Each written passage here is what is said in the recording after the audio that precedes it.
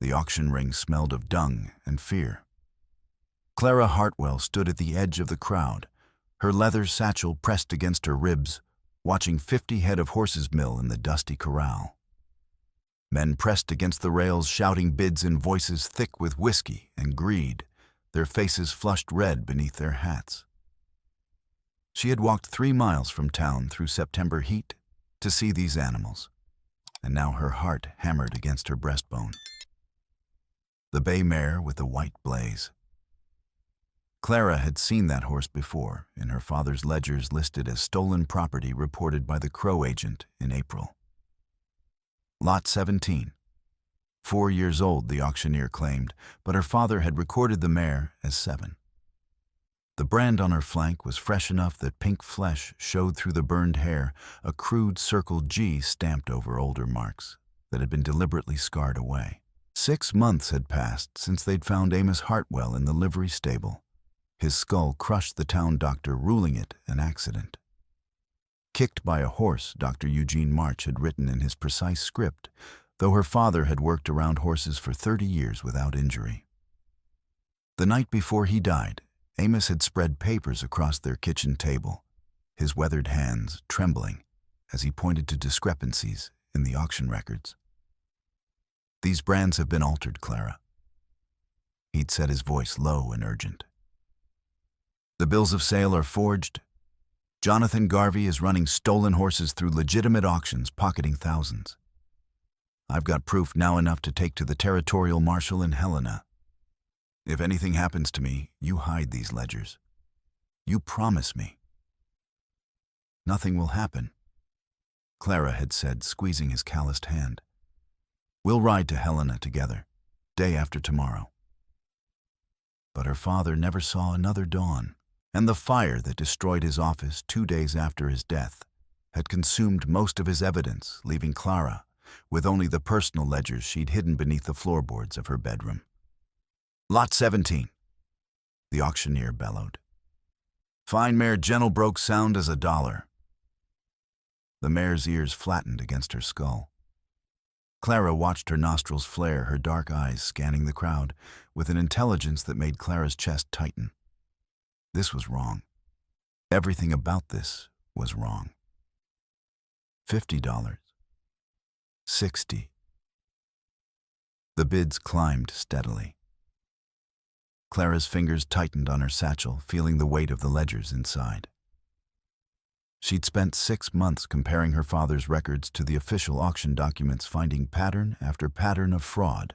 Horses reported stolen from crow camps, or small ranchers rebranded and sold through phantom sellers with names like J. Morrison Fort Benton or T. Davis Miles city names that didn't exist when Clara sent telegrams to verify them. $120. The voice came from directly behind her, deep and commanding. Jonathan Garvey. Clara didn't turn around, but she felt the crowd's energy shift the way people always deferred to money and power. Garvey owned half the county cattle land, the bank shares in the railroad spur being built north. He'd started stringing barbed wire across public grazing land 2 years ago, cutting off water access, forcing small ranchers to sell out or watch their herds die of thirst. Sold to Mr. Garvey. Clara's jaw clenched. She pushed through the crowd toward the corral gate, needing to see the mare up close to confirm the brand alteration. But a hand caught her elbow, rough-calloused, belonging to a man whose face she knew too well. Kane Driscoll, Garvey's foreman. A man rumored to have killed 3 people in territorial disputes, though no charges had ever stuck. "Easy there, miss," Driscoll said, his pale eyes studying her face like she was livestock being assessed. "Auction's over. Horses sold." "That horse was stolen," Clara said, keeping her voice steady despite the fear crawling up her spine. "The brand is fresh. The age is wrong in the records." "You got proof?" Driscoll's smile didn't reach his eyes. "Papers, witnesses." Clara had papers, but they were circumstantial comparisons and correlations that would mean nothing without physical evidence or testimony. She needed the branding irons themselves, the forged bills of sale, something concrete that couldn't be dismissed as clerical error. "Thought not," Driscoll said when she didn't answer. "Now I suggest you head back to town, Miss Hartwell, before you start spreading lies that could damage Mr. Garvey's reputation. Your father learned the hard way what happens to people who make false accusations." The threat hung in the air between them, sharp as a knife blade.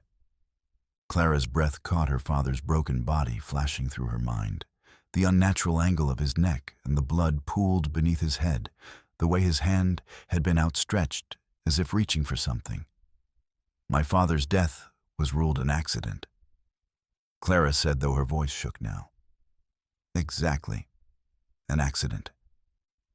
Driscoll leaned closer, his breath hot on her face. "Just like it'd be an accident if you fell down a well or got trampled in a stampede. Go home, Miss Hartwell. Find yourself a husband. Leave the complicated matters to men who understand them." He released her arm and walked away. Clara stood frozen as the crowd dispersed, rage and fear warring inside her chest. She turned to leave, her vision blurred with tears she refused to shed. And that's when she saw him. A man stood apart from the dispersing crowd, his arms crossed over his chest, his gaze fixed on the bay mare being led toward a freight wagon. He was Crow, she could tell by his clothing, and the way he wore his hair long and unbound. His face was angular and weathered, marked by a scar that ran from his left temple to his jaw. But it was his eyes that caught Clara's attention, dark and burning with an intensity that made her stop walking. He was staring at the mare the way Clara had stared at her father's body, with recognition, with grief, with fury. Their eyes met across the emptying corral. For a moment, neither moved. Then the man gave the smallest nod, so slight anyone else would have missed it. Clara understood somehow that she wasn't alone in her war against Jonathan Garvey. The man turned and walked away, disappearing into the afternoon shadows. Clara stood frozen, her mind racing. If that mare had been stolen from the Crow, if there were tribal records of the theft, if she could find witnesses willing to testify. She tucked her satchel tighter under her arm and started walking, not toward home, but toward the Crow encampment 3 miles north of town. The Crow camp sat in a valley where cottonwoods grew thick along a creek. Clara approached slowly, aware that she was an outsider here, that her presence might not be welcome. Children playing near the creek stopped to stare. Women working near the lodges paused, their hands still on their tasks, their faces unreadable. Clara kept walking until she reached the creek's edge. She waited, standing in plain sight, making no aggressive moves. After several minutes, an older woman approached, gray-haired, her face mapped with wrinkles, her eyes sharp and assessing.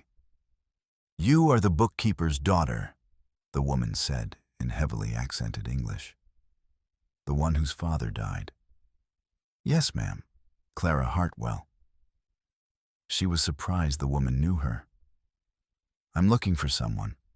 A man who was at the horse auction today. Tall, with a scar, Chasky." The woman's expression didn't change. "And why do you seek him?" "I think we're both fighting the same enemy, Jonathan Garvey." Clara took a breath. "I think he stole horses from your people, and I think he killed my father for discovering the fraud. I need to talk to Chask. Please." The woman studied her for a long moment. Then she turned and called something in Crow. A minute later, the man from the auction appeared from between 2 lodges, his expression wary. When he saw Clara, his eyes narrowed. "What do you want?" His English was perfect, barely accented. "To talk. About the bay mare, about Jonathan Garvey, about justice." Chaske looked at the older woman, who nodded once. Then he gestured toward the creek. "Walk with me." They moved away from the lodges, following the creek bank upstream until the camp sounds faded. Chaske stopped near a fallen log and turned to face her, his arms crossed defensively. "Why should I trust you?" he asked bluntly. "You are one of them. Your people have taken our land, killed our buffalo, forced us onto reservations. Why would I help a white woman?" "Because I'm not asking you to help me," Clara said. "I'm asking if we can help each other. That mare, the one Garvey bought today, she was stolen from your people, wasn't she?" Chaski's jaw tightened. "Her name is Hotani. Loud voice. She belonged to my sister." Belonged, past tense. "My sister was taken 8 months ago. Garvey's men raided our camp while most of the warriors were away hunting. They took 24 horses and 3 women. My sister Ayasha was one of them." His voice was carefully controlled, but Clara could hear the pain beneath it. "I tracked them for 5 days. I saw the canyon where they rebrand the horses. I saw Driscoll and his men. But when I tried to follow further, soldiers turned me back at gunpoint. Said I was violating reservation boundaries." Clara's stomach turned.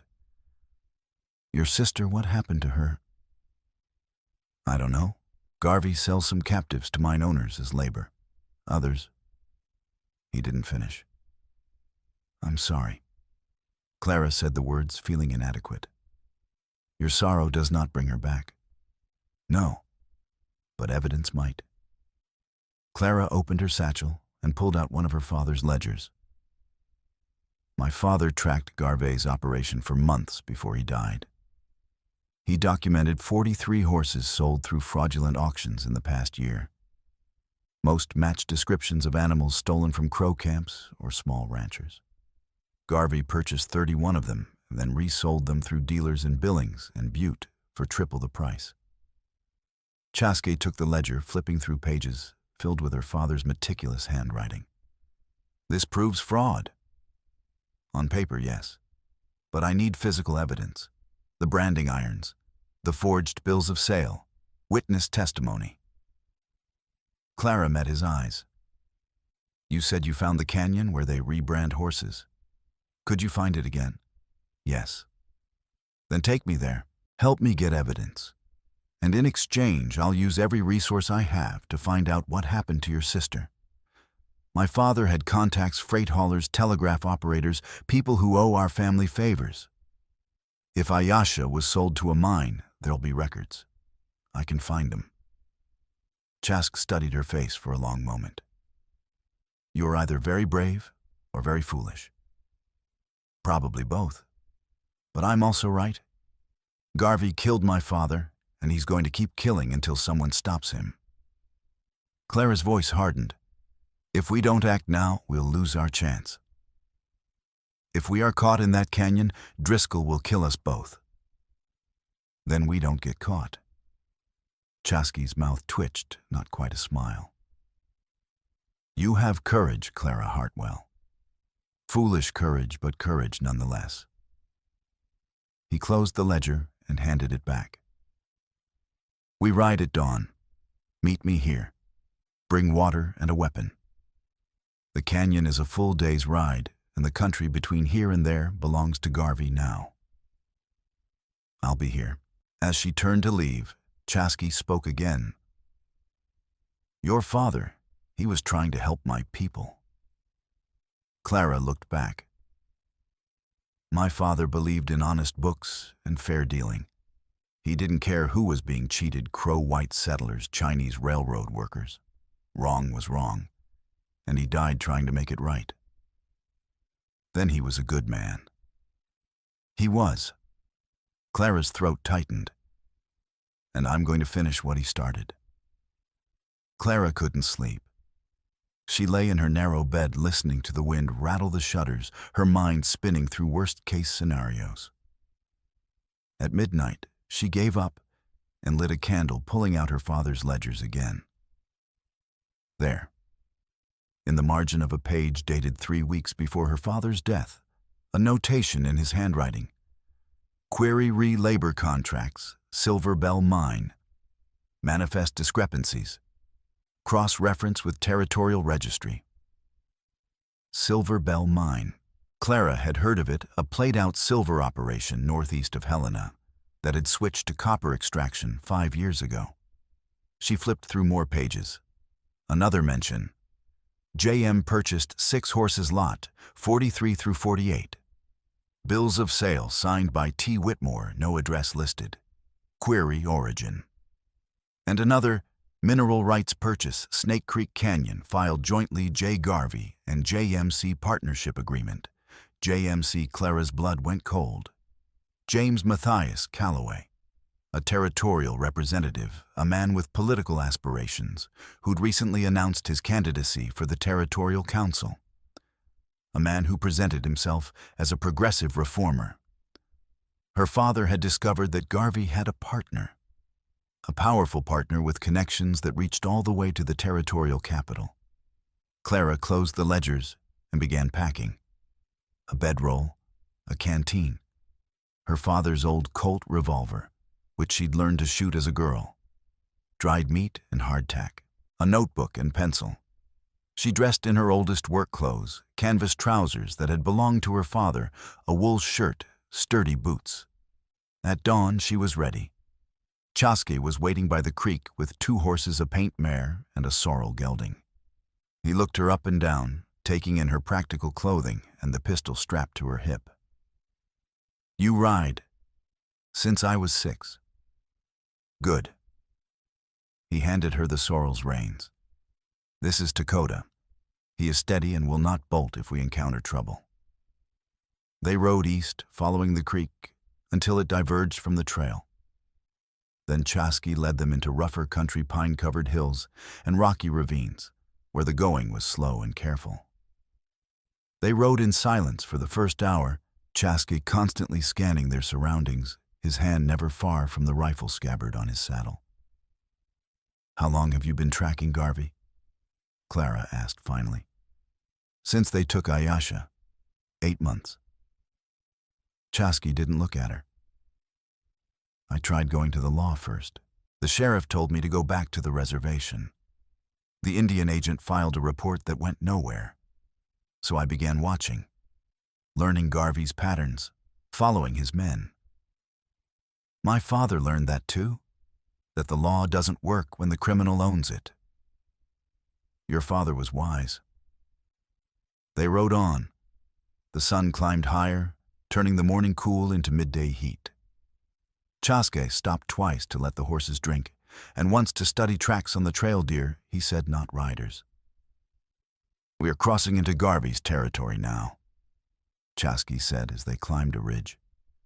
"He has strung wire across the old cattle trails." Clara saw it ahead, 4 strands of barbed metal stretched between cedar posts, glinting in the sunlight. A dead calf lay tangled in the bottom wire, its body bloated and picked over by scavengers. "He leaves them as warnings," Chaske said, his voice flat. Chaske dismounted and pulled fence pliers from his saddlebag. He cut the bottom 2 strands, peeled them back, and led his mare through the gap. Clara followed, her heart hammering. They were trespassing now. Chaske reconnected the wire with small pieces of tie metal disguising their entry point. 3 hours more, he said. But we must be careful now. They moved slowly after that, Chaske choosing routes through heavy timber. Twice they heard riders in the distance and had to hide Clara holding Lakota's nose to keep him from nickering, her heart pounding so hard she was certain it would give them away. Both times the riders passed without seeing them. By mid-afternoon, Chaske raised his hand. Clara reined in beside him, and he pointed to a gap in the rocks ahead. There, the canyon. They dismounted and moved forward on foot. The canyon was hidden in a fold of the hills, invisible until you were almost on top of it. Below, in a natural box formation, she could see crude corrals made of split timber, a work shed with a tin roof and a branding fire sending thin smoke into the sky. 15 horses milled in the corrals, and standing by the fire, heating an iron in the coals, was Cain Driscoll himself. Clara's breath caught. 2 other men worked in the canyon, one sorting tack another, leading a gray gelding toward the fire. She could see the brands on the horses in the corral, fresh circle G marks burned over older symbols. "The shed," Chaske whispered. "That is where they keep records. We need to get in there. Driscoll will patrol soon. He always does middle of the afternoon. If we wait until he leaves, only 2 men remain." They waited, barely breathing. The sun beat down on the rocks. Finally, Driscoll handed the branding iron to one of his men and mounted a black gelding. He rode out of the canyon, heading west. "Now," Chaske breathed. They worked their way down the ridge. Clara's hands were shaking, but she forced herself to move carefully. The shed stood 30 yards from the corrals. Chaske reached it first, pressed himself against the wall, and peered through a crack in the boards. He gestured to Clara, safe. The door wasn't locked. Clara eased it open. Inside was dim and smelled of leather and smoke. A workbench ran along one wall, and on a shelf above the bench, a wooden box. Clara grabbed the box and opened it. Papers. Dozens of them. Forged bills of sale, each one documenting a legitimate purchase from fictional sellers. Her hands trembled as she sorted through them. "Clara." Chaske's voice was tight with warning. Through the door, one of the men was walking toward the shed, carrying a bucket. 20 feet away. 15. Clara shoved the papers inside her shirt and turned to the workbench, looking for the branding irons. There, hanging on the wall, 3 irons with Circle G stamps. She grabbed one. Then she saw it, half hidden beneath a tarp, another iron. Not a Circle G. This one was smaller, cruder, and burned into the wooden handle were initials A.H. Amos Hartwell. Clara's vision narrowed.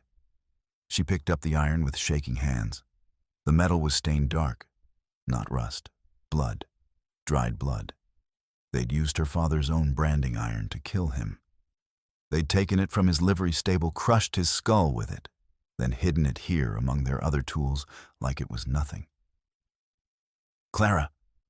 Chaske's voice was more urgent. "We have to go." But Clara couldn't move. She stood frozen, staring at the iron rage and grief crashing over her. The door banged open. The man with the bucket stood there, his eyes going wide. "Hey!" Chaske moved first, shoving past the man and knocking him backward. Clara ran after him, still clutching the iron. Behind them, shouts erupted. A gunshot cracked and rock chips exploded near Clara's head. She stumbled. Chaske grabbed her arm, pulling her forward. Another gunshot closer. She could hear boots pounding on stone behind them. "Go!" Chaske shouted. "Get to the horses." Clara ran harder, focusing on the ridgeline above. 10 more yards. She could see Lakota waiting. A hand grabbed her ankle. Clara screamed, twisting. One of Garvey's men had caught up. She swung the iron without thinking, connecting with his shoulder. He howled and released her. Clara scrambled over the ridge, ran to Lakota, and mounted in one desperate motion. Chaske was already on his Mare rifle in hand. He fired once over the men's heads, not to kill, but to make them take cover. "Ride!" Clara kicked Lakota into a gallop, bending low over his neck. A bullet whined past her ear. Another struck a tree beside the trail. She didn't look back, just rode. They crashed through underbrush, jumped a narrow creek, and kept going. Clara could hear pursuit behind the men, shouting horses crashing through timber. But Chaske seemed to know every deer trail and hidden path. He led them through terrain so rough, Clara would never have attempted it alone. They rode until sunset, when Chaske finally slowed his mare. They were in deep forest now, miles from the canyon.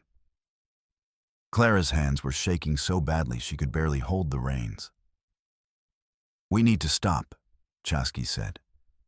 "The horses are exhausted." He led them to a small clearing where a stream trickled over rocks. Clara dismounted on legs that barely held her. She sank down beside the stream, still clutching her father's branding iron, and finally let herself cry. Chaske tended the horses, first removing saddles, letting them drink, checking them for injuries. Only after the animals were cared for did he approach Clara. "The iron," he said quietly. "That belonged to your father." Clara nodded, unable to speak. "They used it to kill him." "Yes." Her voice came out broken. "They murdered him with his own tool." Chaske sat down beside her, not touching, but close enough that she could feel his presence. "My people have a saying. Grief is the price we pay for love. You loved your father deeply. That is why this pain is so great. I should have done more." "You should have nothing," Chaske interrupted firmly. "Your father made his own choices. He knew the risks and chose to act anyway because he believed it was right. You honor him by finishing what he started, not by drowning in regret." Clara looked at him, then really looked at him. His face was shadowed, but his eyes reflected the last light. There was pain in those eyes, old pain, the kind that came from losses too great to fully heal. But there was also strength. "Your sister," Clara said. "When they took her, you must have felt this same helplessness." "Yes, and rage, and grief so deep I thought it would swallow me whole." Chaske picked up a stone, turned it over in his hands. "For weeks I could not sleep, could not eat. I thought only of revenge. But revenge is not the same as justice. Revenge is quick and satisfying, but changes nothing. Justice is slow and difficult, but changes everything. Is that why you're helping me? For justice. I am helping you because we need each other." He met her eyes. "But also, yes, for justice. For my sister and your father and all the others Garvey has destroyed." They sat in silence, listening to the stream. Clara felt her breathing slowly return to normal. "We need to get this to Helena," she said. "The iron, the papers, everything. We need to present it directly to Territorial Marshal Garrett. If we can, Garvey will try to stop us. By now Driscoll knows we have the documents. He will send riders to every road between here and Helena. Then we don't take the roads. You know this country. Can you get us there through back trails?" Chaske considered this. "It will take 5 days, maybe 6, through difficult terrain, and we will be hunted the entire way. Can you do it?" A slow smile crossed Chaske's face. "Yes, I can do it." They made camp there, building no fire. Clara ate cold jerky and hardtack, then spread her bedroll beside the stream. Chaske positioned himself between her and the trail protecting her, she realized. "Chaske," she said into the darkness. "Yes. Thank you. For today. For saving my life." A long pause. "Then you saved mine as well. When you struck that man with the iron, we are even." "Partners." "Partners," Chaske agreed. Clara closed her eyes, exhausted. But for the first time in 6 months, she felt something other than grief. She felt purpose. They woke before dawn. Chaske led them north through country so wild, Clara wondered if any white person had ever seen it. They crossed high ridges where the wind cut like knives, descended into valleys thick with morning mist, forded icy streams that soaked them to the waist. On the second day, they spotted riders in the distance, 3 men moving fast along a ridgeline to the east. Chaske led them into a ravine choked with deadfall. They dismounted and hid holding the horses' noses, while the riders passed less than 100 yards away. Clara's heart hammered so loudly, she was certain it would give them away. "They are spreading out," Chaske said when it was safe, "trying to cover all possible routes to Helena." That night they camped in a cave Chaske knew about. Clara pulled out her father's ledgers by moonlight. What are you looking for? Chaske asked. Connections. Clara ran her finger down a column. My father wrote about labor contracts at Silver Bell mine discrepancies in the manifests. See here, he noted that Silver Bell reported 46 contract laborers in March, but only 31 in June. 15 people just disappeared from the records. Dead. Maybe. Or maybe they were never laborers at all. Maybe they were captives who were never officially documented. Clara looked up. If your sister was taken to that mine, there might not be any record of her. Chaske's jaw tightened. How do we prove this? We need to see Silver Bell's actual labor contracts. Those would be kept in the mine owner's office in Helena. Clara paused. The mine is owned by James Calloway, a territorial representative. My father documented that Calloway and Garvey, our partners' joint land purchases, shared mineral rights. If we can get to Marshal Garrett, if he believes us, he could get a warrant. And if he does not believe us, then we'll have ridden 5 days for nothing, and Garvey will probably kill us both. Clara met his eyes. But I have to try. Chaske nodded slowly. We continue. On the third day, the weather turned. Dark clouds rolled in from the north, and by afternoon, snow began to fall. Not the gentle flurries of early autumn, but heavy wind-driven snow that cut visibility to mere yards. We need shelter, Chaske said, raising his voice over the wind. There is an old trapper's cabin 1/2 mile from here, if it still stands. They found the cabin barely. It was half collapsed, the roof caved in on one side, but 3 walls and part of the roof remained intact. Chaske led the horses inside, what had once been the main room, and they huddled together in the only dry corner. The temperature dropped rapidly. Clara's fingers went numb despite her gloves. Her teeth chattered uncontrollably. Chaske built a small fire, risky but necessary, and they sat close to it, trying to absorb what little heat it provided. How long will this last? Clara asked. Maybe 1 day? Maybe 3. September storms in the high country are unpredictable. 3 days. 3 days trapped here while Driscoll and his men searched. 3 days closer to Garvey, discovering where they were headed. Clara pulled her blanket tighter and tried not to think about it. As night fell, the cold became brutal. The fire wasn't enough.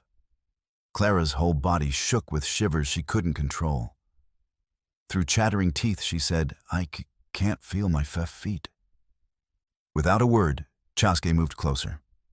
He opened his blanket and pulled Clara against his side, wrapping the blanket around both of them. The heat of his body was immediate and blessed. This is survival, he said quietly, as if she might protest. Nothing more. I know, Clara managed. They sat like that through the night, sharing warmth, listening to the wind howl outside. Clara was acutely aware of every point where their bodies touched his arm, around her shoulders, her head resting against his chest, the steady rhythm of his heartbeat beneath her ear. It should have been awkward. Instead, it felt like the most natural thing in the world. Tell me about your sister, Clara said eventually, needing to hear something other than the wind. Chaske was silent for a moment. Then, Ayasha means little one, though she hates the name now. She is 19 summers. She has a fierce spirit, too fierce, our mother used to say. She refused to marry the man our father chose for her, said she would choose her own path. His voice softened. She was always braver than me. You tracked Garvey's men for 5 days after they took her. That's not cowardice. I failed to bring her home. You haven't failed yet. We're going to find her. Chaska's arm tightened around her shoulders. You say that with such certainty. Because I believe it. We've come this far. We're not stopping now. The storm lasted 2 days. 2 days of being trapped in the ruined cabin, of rationing their meager food supply, of keeping the horses calm and the fire going. 2 days of Clara and Chaske sitting pressed together for warmth, talking in quiet voices about their lives, their losses, their fears. Clara learned that Chaske's name meant firstborn son, that his father had died 5 years ago in a skirmish with soldiers, that his mother had passed the previous winter from a fever. Ayasha was all the family he had left. Chaske learned that Clara's mother had died in childbirth when Clara was 12, that she'd kept her father's books since she was 14, that she'd once dreamed of being a teacher, but gave it up to help her father with his work. "You're still young," Chaske said. "You could still teach." After this, after hunting down murderers and trespassing on Garvey's land, I don't think any school board would hire me.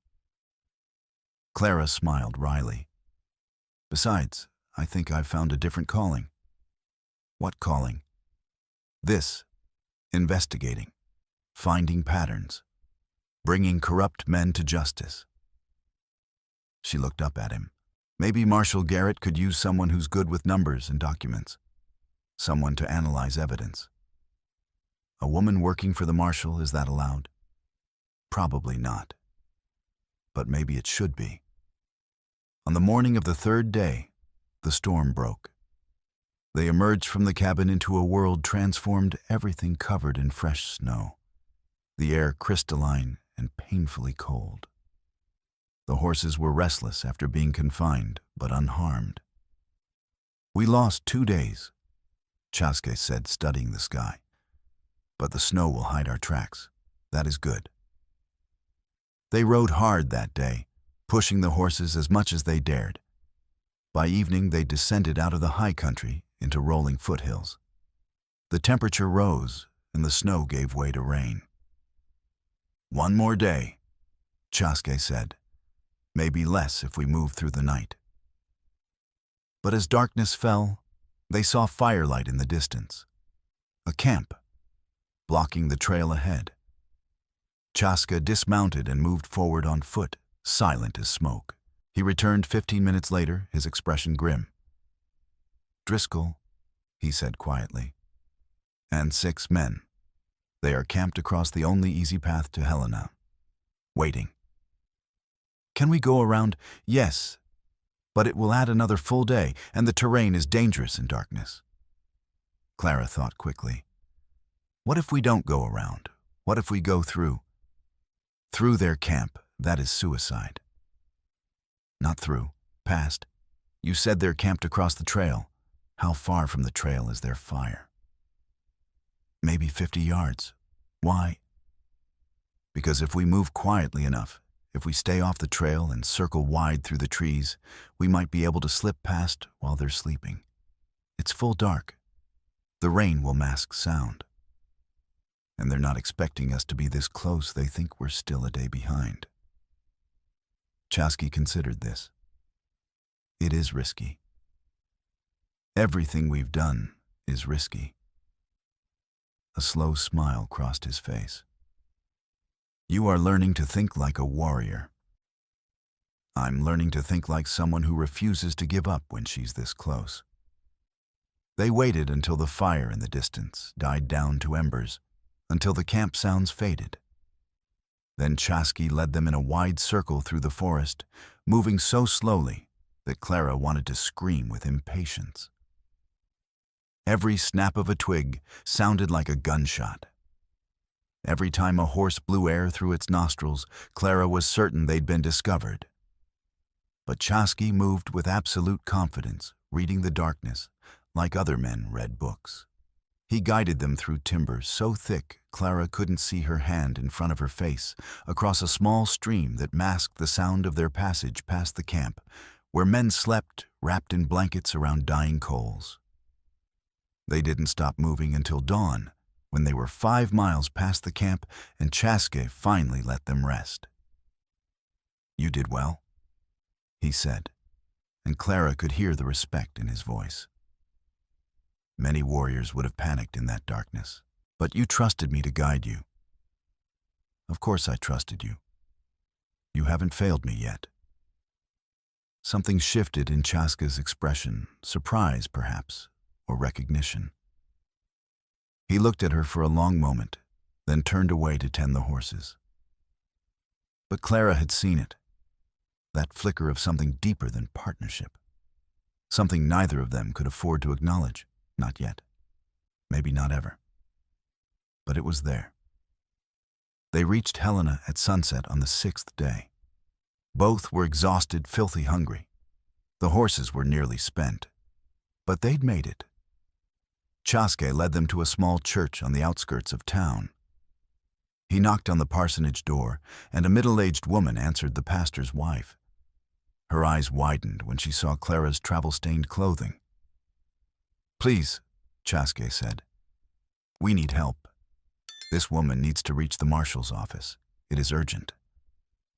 The woman, Mrs. Whitmore, she said her name was, didn't hesitate. "Come inside, quickly. My husband will fetch the marshal." They were led into a small parlor.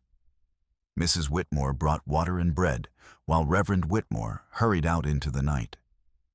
Clara sank onto a settee, suddenly dizzy with exhaustion and relief. "You made it," she said to Chaske. "You got us here." "We made it," he corrected. "You survived 6 days in rough country being hunted. That takes strength." The door opened, and 2 men entered. The first was the Reverend. The second was tall and weathered with iron-gray hair and eyes that missed nothing. He wore a marshal's star on his vest. Marshal Garrett, her father's friend. "Miss Hartwell," Garrett said, recognition in his eyes. "Amos's daughter." "Yes, sir," Clara said. "I need to tell you about my father, about Jonathan Garvey." "Are you hurt? Bruised? Nothing that won't heal? But you need to listen, before Garvey finds out we're here." Clara reached for her satchel with trembling hands. "My father was murdered. I can prove it." Garrett knelt beside the settee. "Amos's death was ruled accidental." "It wasn't. It was murder." Clara looked at Chaske. "Show him." Chaske came forward and placed the items on the floor beside Garrett. "Evidence. Documents proving Garvey has been stealing horses and rebranding them through fraudulent auctions. Bills of sale with forged signatures. Records of theft from Crow camps. And this." He pulled out the branding iron with Amos Hartwell's initials. "This is what they used to kill Clara's father. We found it in Garvey's branding camp, hidden with the other tools. The blood is still on it." Garrett took the iron, his jaw clenching. He examined it closely, then looked at Clara. "You can prove this came from Garvey's operation." "We both saw it there," Clara said. "In Snake Creek Canyon. We have the forged documents. We have witness testimony from Chaske about the horse thefts. And there's more." She pulled out her father's ledger and opened it to the critical pages. "My father discovered that Garvey has a partner, James Calloway, the territorial representative. They co-own land. They share business interests. And Calloway's mine Silverbell is using captive labor. Stolen people, including Chaske's sister." "Those are serious accusations," Garrett said slowly. "They're true. It's all documented in my father's ledgers. He was going to bring this to you, but Garvey had him killed first." Clara's voice hardened. "Please, you have to believe me. My father trusted you. He said you were the only honest lawman within 200 miles. Amos was right about that." Garrett stood. "And he was the most honest man I knew. If he documented this, it's real." He looked at Chaske. "You're willing to testify, even though it means admitting you trespassed on posted land?" "I will testify," Chaske said without hesitation. "Then we move fast." Garrett turned to the Reverend.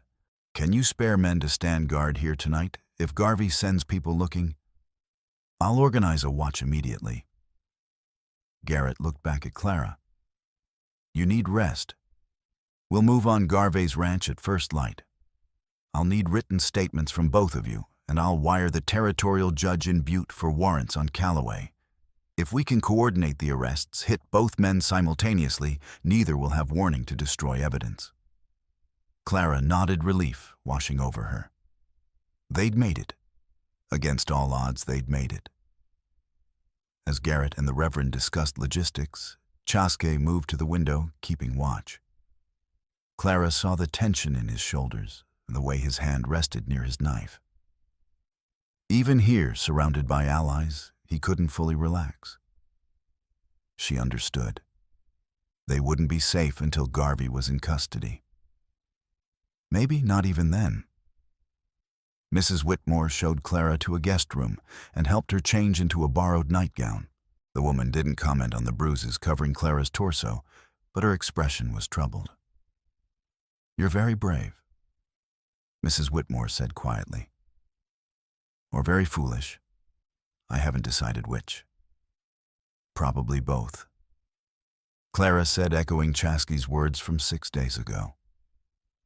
She meant to stay awake to review her father's ledgers one more time to prepare for the confrontation ahead. But the moment her head touched the pillow, exhaustion claimed her. She slept without dreams. Clara woke to urgent voices downstairs. Dawn light streamed through the window. She dressed quickly in her travel-stained clothes and hurried down. The parlor was crowded with men. Marshal Garrett and 4 deputies she didn't recognize. Reverend Whitmore. Chaske standing apart from the group with his arms crossed. And a new face, a lean man with calculating eyes and a deputy's badge. Miss Hartwell, Garrett said when he saw her. This is Deputy Morrison. He just rode in from Silver Bell Mine. We executed the search warrant at dawn yesterday, Morrison said. Found 11 people being held as captive labor. No contracts, no pay, working under armed guard. The mine foreman and 3 guards are in custody. And Ayasha. Chaske's voice was barely audible. A Crow woman, 19 years old. One of the 3 women matches that description, Morrison said. She gave her name as Ayasha Singing Bird. Said she was taken from a camp near the Yellowstone 8 months ago. She's alive. She's safe. Chaske's legs seemed to give out. He grabbed the back of a chair to steady himself, his head bowed. Clara saw his shoulders shake and realized he was crying silent, wrenching sobs that he tried to muffle. She crossed the room without thinking and placed a hand on his arm. Just that. A simple touch. But Chaske turned and pulled her into a fierce embrace, his face pressed against her shoulder. She's alive, he choked out. 8 months. 8 months she has been a prisoner. But she survived, Clara said quietly. She's strong like you, and now she's free. Chaske pulled back after a moment, his face wet with tears. He looked embarrassed, but Clara shook her head. Don't. You earned those tears. You earned this victory. Garrett cleared his throat. The captives are being held in protective custody in Butte. They'll be brought here once Calloway is arrested. But first, we need to move on Garvey. He looked at Clara and Chaske. I need you both to stay here. If Garvey knows you're the ones who brought evidence. No, Clara interrupted. I'm coming. Miss Hartwell, I'm coming. I need to see this through. I need to see Garvey arrested for what he did to my father. Garrett studied her face, then sighed. You stay back with the reserves. You don't engage unless absolutely necessary. Understood. Understood. They rode out. An hour later. Garrett's 6 deputies, a dozen townsmen deputized for the occasion, and Clara, who'd insisted on being present. Chaske rode beside her, his face set with determination. The journey to Garvey's ranch took most of the day. They approached carefully, spreading out to surround the property. Clara stayed back with 3 deputies as ordered, but she had a clear view of the ranch house. "Garvey!" Garrett shouted. "This is Territorial Marshal Garrett. I have warrants for your arrest and to search your premises. Come out peacefully." Silence. Then the front door opened and Jonathan Garvey stepped out. He looked older than Clara remembered, grayer, more haggard, but his eyes were sharp and calculating. "What's the meaning of this?" Garvey demanded. "You're on private property, Marshal. I've got warrants signed by a territorial judge. Horse theft, fraud, murder. We've got documentation, physical evidence, and witnesses. It's over." "Murder." Garvey's laugh was harsh. On whose word that Indian and Amos Hartwell's girl, they're liars, trespassers. We've got the branding iron you used to kill Amos Hartwell, the one with his initials on it covered in his blood. We found it in your canyon operation, right where Miss Hartwell said it would be. Clara saw something change in Garvey's expression, the calculation shifting to desperation. His hand moved toward his coat. "Don't!" Garrett shouted. But Garvey's hand kept moving. He pulled something from his coat, not a gun. A small device Clara recognized with horror. A plunger blasting machine. "I knew you'd come eventually," Garvey said, his voice eerily calm. "I prepared for this. There's enough dynamite under this house to blow us all to hell. You want to arrest me, fine. But you'll die doing it." The deputies shifted nervously. Garrett held up a hand. "Nobody needs to die today, Garvey. Put that down and come peacefully." "So I can hang? I don't think so." Garvey's thumb moved toward the trigger. "I built an empire in this territory. I'm not going to let it end with me in a noose." Clara saw it then in Garvey's eyes. He wasn't bluffing. He was going to detonate. He was going to kill everyone in range rather than face justice. She didn't think. She dismounted and ran forward, pulling her father's Colt from its holster. Garrett was shouting something, but Clara couldn't hear it over the pounding of her heart. Garvey saw her coming, his thumb pressed down. Clara fired. The bullet took Garvey in the chest. He staggered backward, the plunger blasting machine falling from his hand. It hit the porch with a metallic clatter, but didn't trigger. For a moment, no one moved.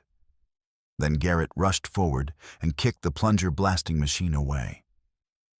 He knelt beside Garvey, checking for a pulse. "He's alive." "Barely." Garrett looked up at his deputies. "Get the doctor and search the house carefully."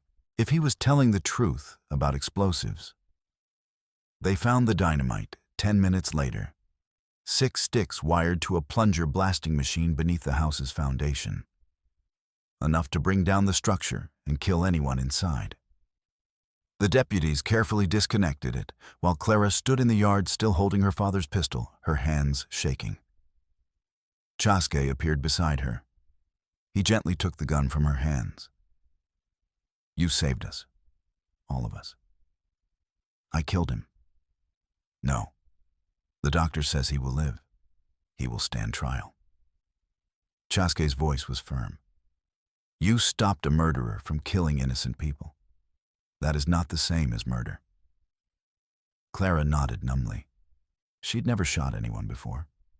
Never thought she would. The reality of it was settling over her like a cold weight. "Miss Hartwell." Garrett approached, his expression serious.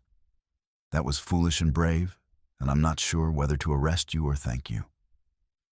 "Will he survive?" "Doctor thinks so. Long enough to hang anyway." Garrett paused. "We're searching the house now. Found his office locked, but we're breaking in. If there's evidence connecting him to Calloway." "There will be," Clara said with certainty. "My father documented their partnership. If Garvey kept records, they'll be there." She was right. They found Jonathan Garvey's private office behind a locked door on the second floor. Inside was a desk, filing cabinets, and a safe. The safe took 20 minutes to crack, but when they finally opened it, Clara knew they'd found what they needed. Letters, a stack of them tied with string. Correspondence between Garvey and James Calloway spanning 2 years. The letters discussed their partnership, their shared business ventures, and their labor arrangement at Silver Bell Mine. But it was the final letter that made Clara's hands shake. It was addressed to Garvey and dated 1 week before her father's death. J. Garvey, the bookkeeper, is becoming a problem.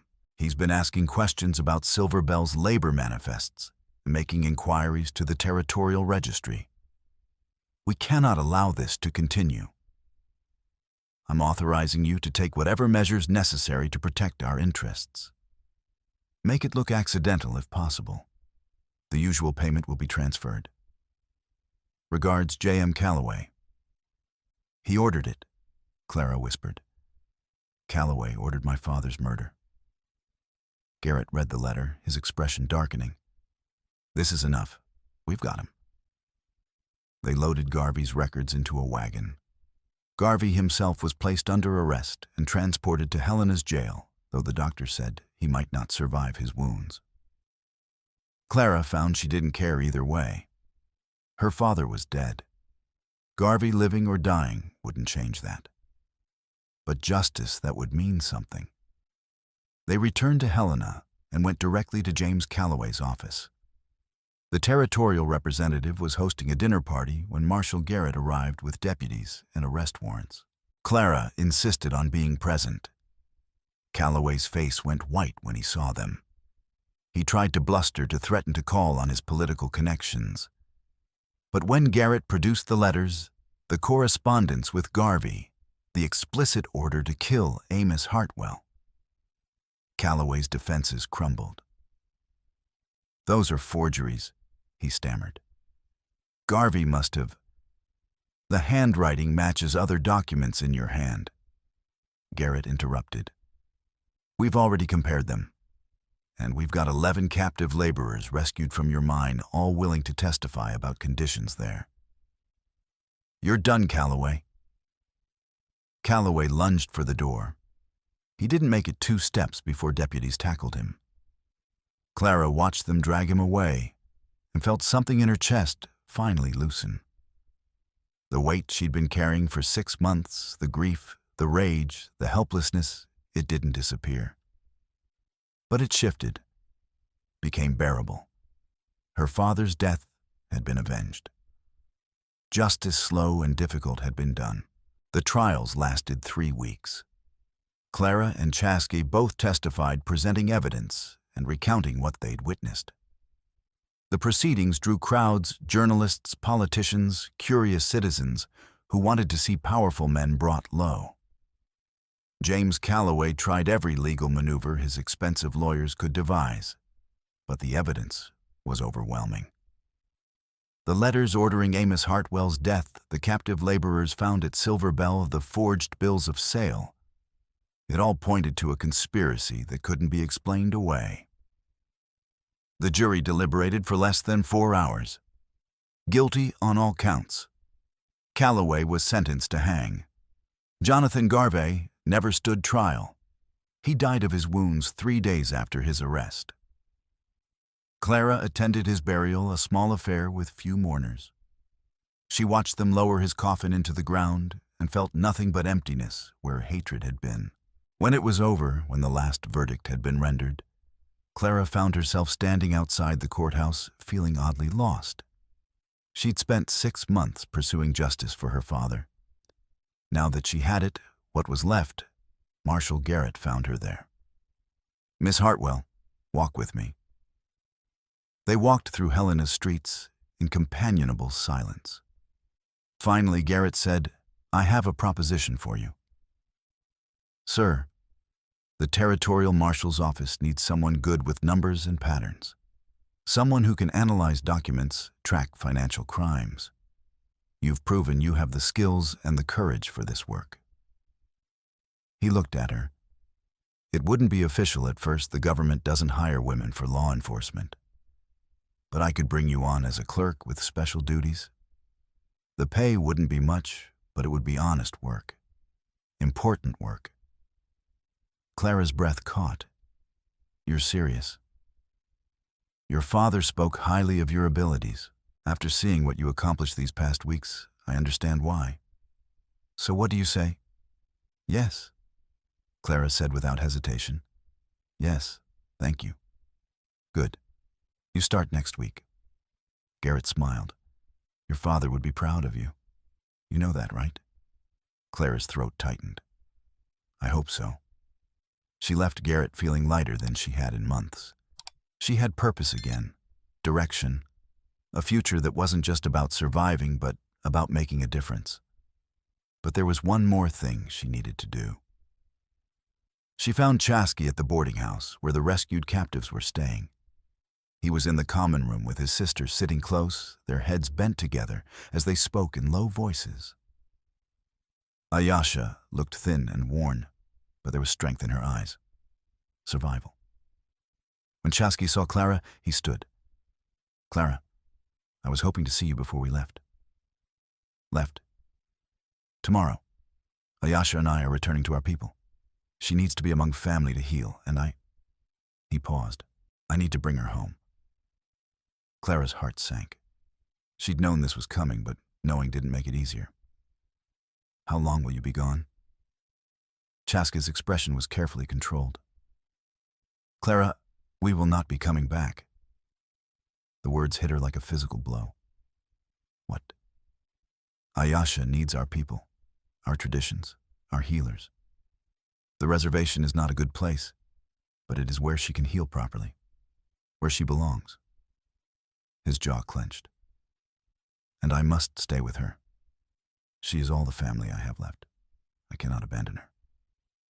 I understand, Clara said, though her voice was barely a whisper. Of course. She needs you. Come with me, Chasky said quietly. Please, just for a moment. They walked outside into the evening air. The street was busy, people coming and going, but Chasky led her to a quiet alley between buildings, out of sight, out of hearing. For a long moment, neither spoke. Then Chasky said, These past weeks fighting beside you, they have been the most important of my life. You see me clearly. You treat me as an equal. You risked your life for mine. He struggled with the words. I care for you, Clara. Deeply. More than is wise. More than is safe. Clara's eyes burned with tears. I care for you too. You know I do. But Chasky, I know. His voice was rough. I know what the world is. What it would mean for us to try to be together. A white woman and a crow man, we would face hatred from both sides. Violence. We could never have a normal life. And I cannot ask you to give up everything you have here, your work, your home, your future, to live on a reservation where you would be an outsider. Where my people might never accept you. And you can't leave Ayasha, Clara said. I wouldn't ask you to. No, I cannot leave her. Chasky's hands clenched at his sides, as if he was physically restraining himself from reaching for her. In another world, in another time, perhaps things would be different. But this is the world we have, and we must live in it as it is not as we wish it to be. I know. Clara's tears spilled over, now running down her cheeks. I know, but it's not fair. We fought so hard, survived so much. And now we must survive this too, the hardest thing of all. Chasky's voice broke slightly. But Clara, I need you to know you have changed me. Knowing you has been the greatest honor of my life. And if circumstances were different, if the world were different, I would... He stopped, opened his eyes. Goodbye, Clara. Goodbye, Chasky. For one heartbeat, they stood close enough to touch. Close enough that Clara could see the pain in his eyes, the pain that mirrored her own. Then Chasky reached out, one brief, forbidden touch, his fingers brushing her cheek, wiping away a tear. "Be strong," he whispered. "Do the work. Bring justice to those who need it. Make your father proud." Then he turned and walked away. Clara watched until he disappeared around the corner, then sank down against the alley wall and wept. For what they'd found. For what they'd lost. For the cruel injustice of a world that would punish them for something as simple as caring for each other. She cried until she had no tears left. Then she stood up, wiped her face, and walked back to her boarding house with her head high. She'd survived her father's murder. She'd survived being hunted through the wilderness. She would survive this too, even if it broke her heart. 6 months passed like water over stones, steady, inevitable, wearing away the sharp edges of grief until what remained was bearable. Clara threw herself into her work with Marshall Garrett. She reviewed case files, tracked financial irregularities, analyzed evidence with the same meticulous attention to detail her father had taught her. She found corruption in railroad contracts, uncovered a land fraud scheme, identified patterns of theft that led to the arrest of 3 county officials. Garrett praised her work, offered her more responsibility, even started paying her a real salary, though he had to list her as a document specialist, rather than an investigator to satisfy the territorial bureaucrats who believed women had no place in law enforcement. Clara built a life. She rented a small house on the edge of Helena, made friends with other women, shopkeepers' wives, teachers, the postmaster's daughter, attended church on Sundays. From the outside, she appeared to be thriving, and in many ways, she was. The work gave her purpose, direction, a sense that her father's death had meant something, that his legacy continued through her hands. But at night, alone in her room, she thought of Chasku, wondered how he was doing, how Ayasha was healing, whether he ever thought of her with the same aching longing that kept Clara awake until dawn. She told herself it was better this way, that they'd made the right choice, that love wasn't enough to overcome the barriers between them, not just the prejudices of society, but the practical realities of duty and family and survival. But she didn't believe it. Not really. On a cold March afternoon, Clara sat at her desk in the marshal's office, reviewing evidence for an upcoming trial. The room was quiet, except for the scratch of her pen and the occasional creak of floorboards as Garrett paced in his office down the hall. A knock on the outer door. Clara looked up as the door opened, expecting one of the regular deputies or perhaps a citizen with a complaint. Instead, a stranger entered, a weathered man in his 50s, dressed in the practical clothes of a trader. He carried a worn leather pack slung over one shoulder and had the look of someone who'd spent more time on the trail than in towns. "Help you?" Clara asked. The man removed his hat. "Looking for Clara Hartwell. They said at the boarding house she works here now." "I'm Clara Hartwell. Name's William Tate. I run goods between the territories Helena up to the Crow Reservation, sometimes over to Fort Benton." He shifted his pack. "Got something for you. Fella at the reservation asked me to deliver it. Said to give it to the woman who helped the Crow at Helena. Described you pretty clear." Clara's heart stopped. Her hands stilled on the papers in front of her. Who gave it to you?" "Didn't give me a name. Just said you'd know who it was from." Tate reached into his pack and pulled out a small bundle wrapped in soft deerskin, tied with leather cord. "Said it was important you got it." He placed the bundle on her desk. Clara stared at it, unable to move. "That'll be all then," Tate said, settling his hat back on his head. "Safe travels, miss." He left. Clara heard the door close behind him, heard his boots on the wooden sidewalk outside, heard the normal sounds of Helena continuing around her. But she couldn't move, couldn't breathe. Finally, with trembling hands, she picked up the bundle, It was light, almost weightless. She untied the leather cord and carefully unfolded the deerskin. Inside was a small carving no bigger than her palm. A horse rendered in pale wood pine, perhaps, or aspen. The craftsmanship was exquisite. Every detail perfect: the arch of the neck, the flowing mane, the powerful haunches. The mare's head was turned slightly, as if looking back over her shoulder, as if waiting. Clara recognized the pose immediately. Hotani, Ayasha's horse. The horse that had started everything. But it was the base of the carving that made Clara's vision blur with tears. There, carved in tiny, careful letters, were two sets of initials, CH and C. Clara and Chaske. No note, no message, no promise of reunion.